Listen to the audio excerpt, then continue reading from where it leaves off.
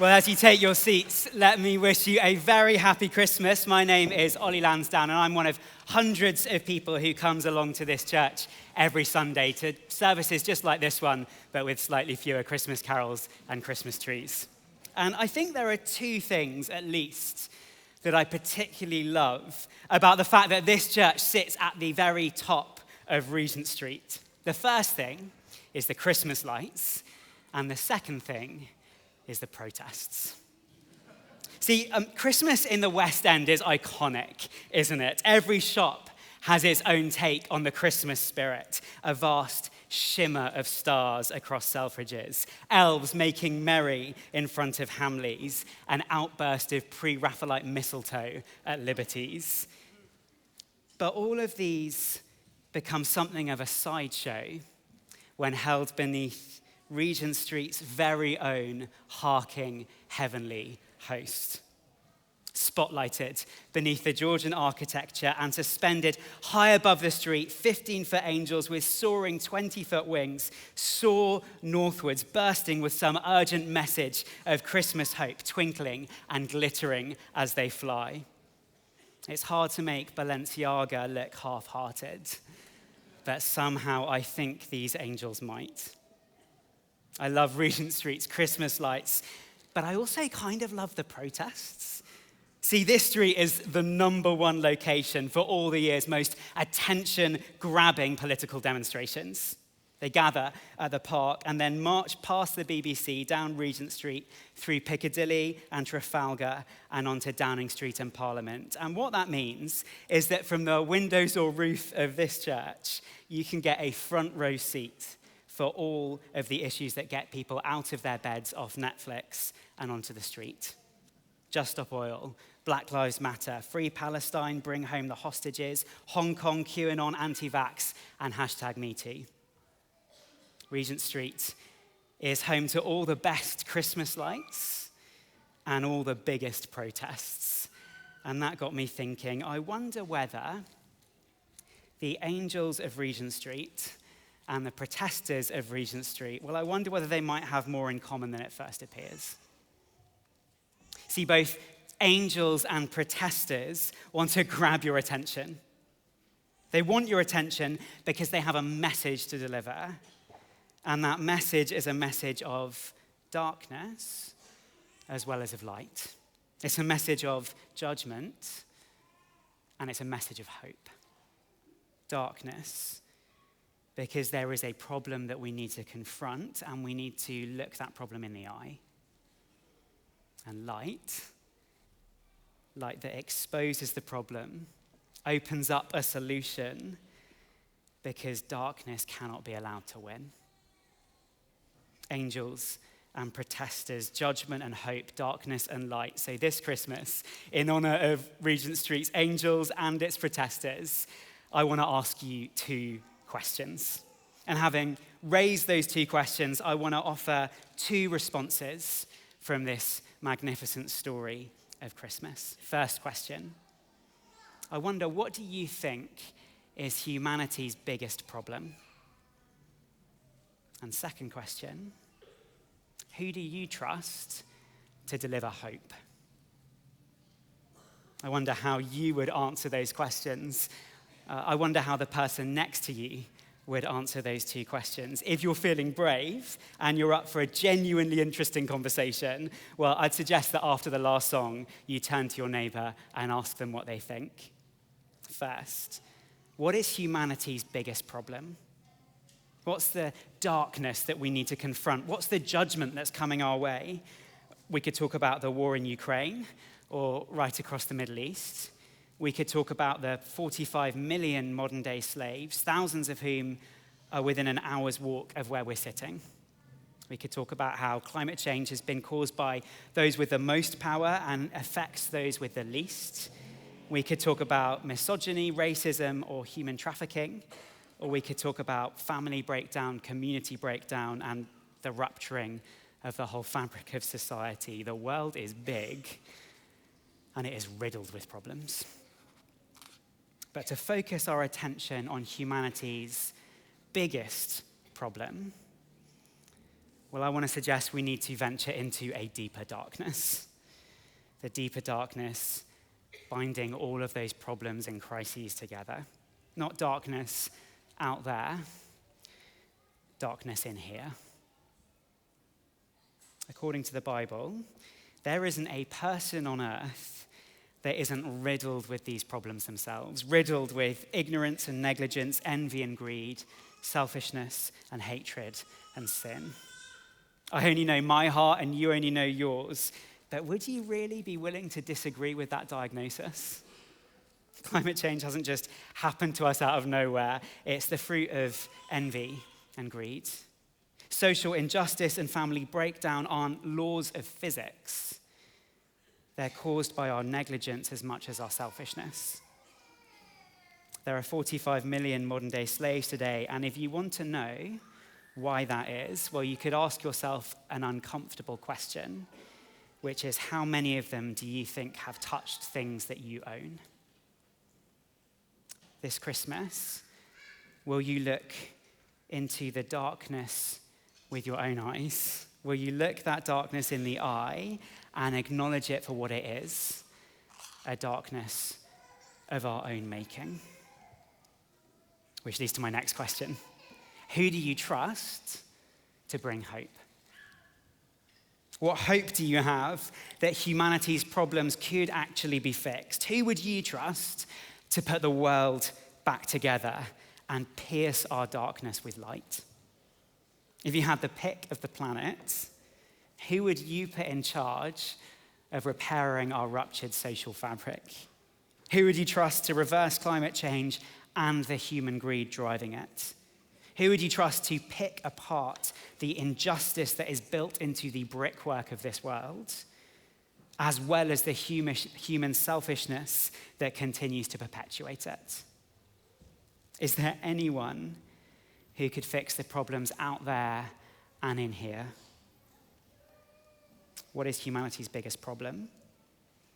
And who do you trust to deliver hope? After the service, I'd encourage you to turn to the person next to you and ask them what they think. But for now, let me offer two suggestions from this story of Christmas, because the message of Christmas is light in the darkness.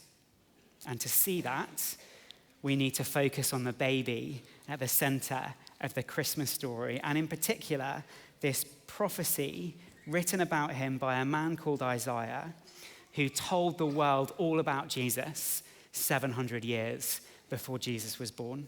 It's there on page 3 in your orders of service, Isaiah chapter 9, verse 2. The people walking in darkness have seen a great light. Why? Number 6, halfway down the page. For to us, a child is born. To us, a son is given, and the government will be on his shoulders. First, darkness. The darkness we need to confront, which is this darkness because the baby in the manger means that humanity is an absolute letdown. If you start to unpack the significance of the Christmas story, you'll realize that it's actually pretty dark and kind of offensive, especially if you're a political or religious leader. Isaiah 9 verse 6, to us a child is born and the government will be on his shoulders. Isaiah is saying, here's some good news. A baby is going to be born to lead the government. Why is that good news? Because to put it bluntly, humanity is a letdown. Humanity is so completely lacking in morally upright people that our best hope for finding a competent and capable leader is that a baby is born and elected to high office. Do you see how offensive the Christmas story is? It's a message that says, we try to find a leader in Parliament, but when it comes to the deepest problems facing humanity, they were hopeless. So we made a search. We started with universities, Oxford, Harvard, LSE, and UCL. No one. Davos, Oxfam, Amnesty International, and the UN. No one. Then we started thinking outside the box. We made a search of old people's homes and secondary schools. We went out looking in supermarkets and youth hostels, Glastonbury, Coachella, Pentonville, Waitrose. No one. When push came to shove, even the most promising amongst them was riddled with ignorance and negligence and selfishness and greed. How could they clean up our world when their own hearts were so polluted with the problem? How could they fill our lives with light when their lives were deep with so much darkness? Our last hope for finding a capable leader, well, it's that we might find someone born in the maternity ward. How bad would things have to be for us to look around Parliament and say, let's see if there's any newborn children who might be up for the job? How bad must things have to be for God to look at the world and say, do you know, a baby is your very best hope? But friends, that is the message of Christmas. It's a message that says when it comes to our deepest problems, our leaders are hopeless, and we are kidding ourselves if we think we would do any better. It's not just our leaders whose hearts are twisted in on themselves, it's all of us. Darkness, because the baby in the manger means humanity is a letdown. But second, and do not miss this, light, because the baby in the manger means God didn't give up on us. Humanity is a letdown. Our last hope is a baby lying on its back in a cattle trough. But friends, what a hope that is. Every person that you put your hope in this world will let you down. Every person but one. There is one person who will never let you down, no matter how much you throw at him. For to us, a child is born. To us, a son is given, and he will be called Wonderful Counselor, Mighty God, Everlasting Father, Prince of Peace. The baby in the manger means God did not give up on us. He did not abandon us to the future of darkness that we deserved.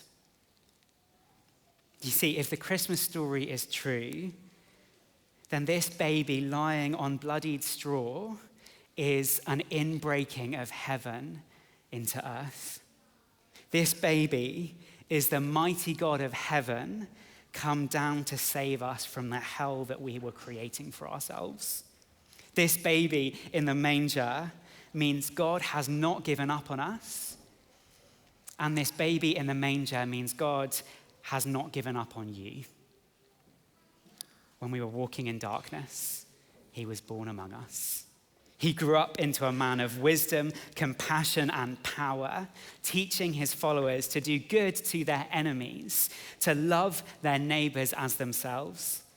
He taught that his arrival meant the kingdom of God had come near, and said and did things that would be the height of blasphemy if they weren't so obviously true, earning him the scorn of every leader around. But he never gave up. He spent his time with lepers and prostitutes because in his kingdom, God's kingdom, the first would be last and the last would be first. He would never give up on his people. He was arrested by an alliance of all the most respected and the most powerful people of his day, abandoned by his closest friends, and crucified for crimes that he did not commit, but he did not give up. He prayed for forgiveness for those killing him. He bore the full weight of our selfishness and of our sin, dying in the darkness that should have been our future without giving up. He was buried in a tomb, a stone rolled over the entrance, but he did not give up. And 3 days later, he burst out of his own grave because he would not let evil and death have the last word in his world. He did not sit back. He did not give up. until he had broken the grip of sin and death and emptied the power of hell by draining it dry. He did not give up. He did not let us down. And he's inviting us to follow him. Friends, do you see why the message of Jesus is such good news? The King of heaven has come down to earth to offer you hope in the darkness. With nails piercing his hands and his feet, he prayed for forgiveness for you. He rolled away the stone over his tomb and walked out of his own grave. And as the blood that was shed for you fills a heart that now beats for you, he is stretching his hands out towards you, and he is inviting you to follow him. The protesters on Regent Street, well, they can tell you that the world is a dark place. But the hope of Christmas is a hope that is big enough to overthrow hell. It is near enough to wipe away your tears, and it is bright enough to make shining angels sing. Friends, Christmas means God has not given up on us. And if you give yourself to him, he will give all of himself to you. His life, his light, his love, his light in our darkness, his love in our loneliness, his hope for our future, and his forgiveness for our past. If it isn't the best news you've ever heard, I've not done a good enough job of explaining it.